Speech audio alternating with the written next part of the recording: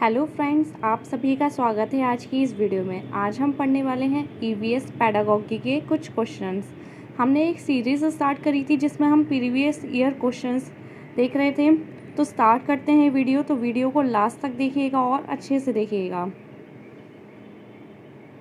First question है, यदि 1 महीने के लिए बिजली ना हो तो हमारा जीवन किस प्रकार प्रभावित होगा। इस प्रश्न को पूछने का उद्देश्य है ऑप्शन ए, बिजली के स्रोतों के बारे में शिक्षार्थियों का आकलन करना। बी, शिक्षार्थियों के कल्पना परक और चिंतन परक कौशलों का विकास करना। ऑप्शन सी, शिक्षार्थियों की सामान्य जानकारी का आकलन करना। ऑप्शन डी, समुचित तरीके से बिजली का प्रयोग करने के प्रति शिक्षार्थियों को संवेदनशील बनाना।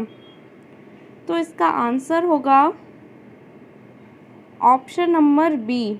बच्चों को ये बताने का मकसद क्या है, बच्चों से ये प्रश्न इसलिए पूछा जा रहा है ताकि बच्चे अपनी कल्पना करें, अब चिंतन करें इन चीज़ों पे और इससे इन कौशलों का विकास हो सके।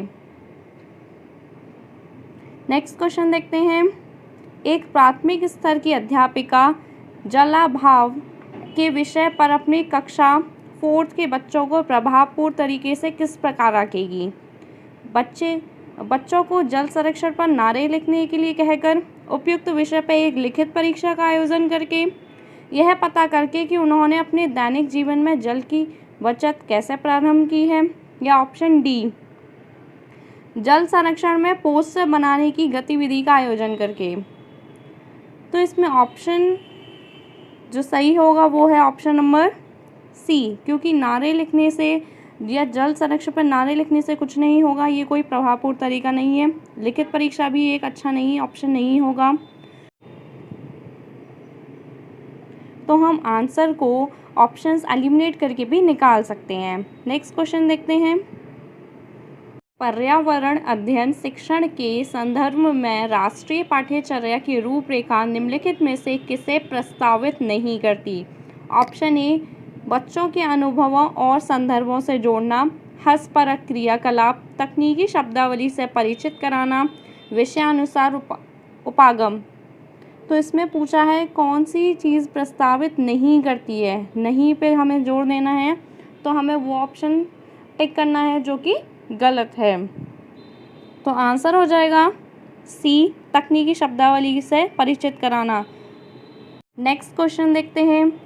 पर्यावरण अध्ययन की प्रकृति निम्नलिखित का समर्थन नहीं करती। इसमें भी क्वेश्चन में नहीं दिया हुआ है, तो हमें इसका ध्यान रखना है।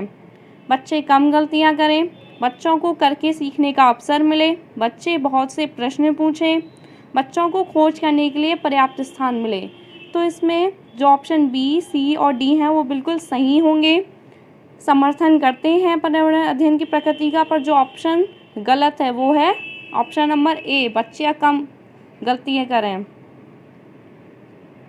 ऑप्शन ए, बच्चे कम गलतियां करें, तो ऐसा कहीं भी नहीं दिया गया है कि बच्चे कम गलतियां करें। बच्चे गलती करेंगे तभी सीखते हैं, गलतियों से ही सीख मिलती है। नेक्स्ट क्वेश्चन देखते हैं।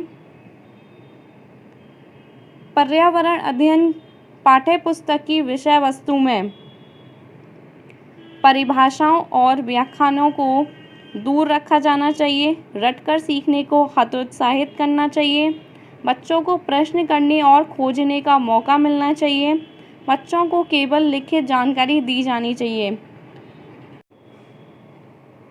तो इसमें आंसर हो जाएगा थर्ड, बच्चों को प्रश्न करने और खोजने का मौका मिलना चाहिए, क्योंकि बाकी सारे ऑप्शंस नेगेटिव शो कर रहे हैं तो वो सारे गलत हो जाएंगे। ऑप्शन सी बिल्कुल सही है, केवल थर्ड। नेक्स्ट क्वेश्चन देखते हैं। पर्यावरण अध्ययन की पाठ्य पुस्तक में प्रयुक्त भाषा रूखी और बच्चों के द्वारा समझने में कठिन होनी चाहिए, परिभाषाओं पर बल देते हुए औपचारिक बनाई जानी चाहिए, तकनीकी और औपचारिक होनी चाहिए, या फिर डी, बच्चों की दिन प्रतिदिन की भाषा से समृद्ध होनी चाहिए। रूखी भाषा कभी नहीं होनी चाहिए, परिभाषाओं पर नेगेटिव वर्ड्स आ गए तो ये भी नहीं होगा ऑप्शन। तकनीकी और औपचारिक होनी चाहिए, नहीं। टेक्निकल लैंग्वेज का यूज़ नहीं होना चाहिए।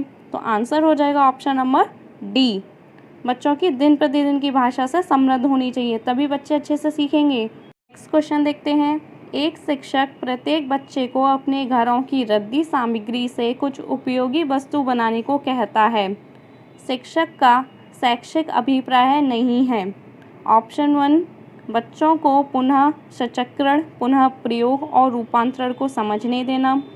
ऑप्शन बी, कूड़े से बनी श्रेष्ठ वस्तुओं की प्रदर्शनी आयोजित करना।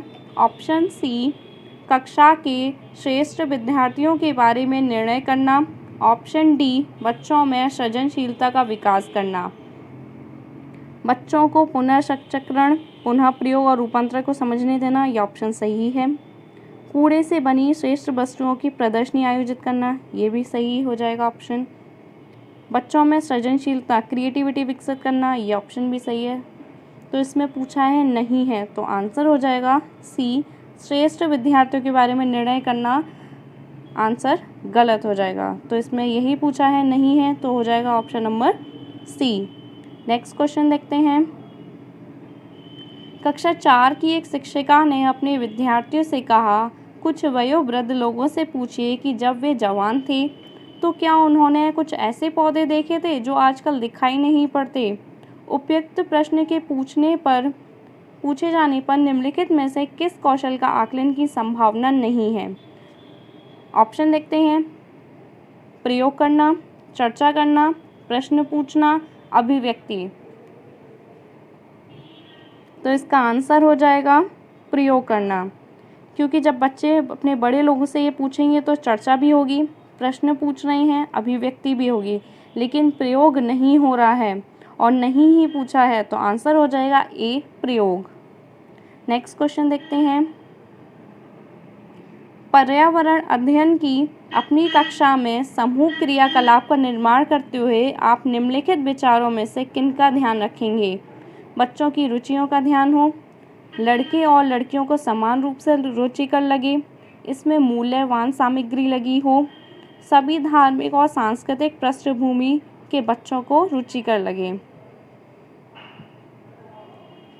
तो इसमें बच्चों की रुचियों का ध्यान होना चाहिए, दोनों को समान रूप से रुचिकर लगना चाहिए, धार्मिक और सांस्कृतिक पृष्ठभूमि से रुचिकर लगना चाहिए। पर जो ऑप्शन गलत है वो है ऑप्शन नंबर सी, इसमें मूल्यवान सामग्री लगी हो।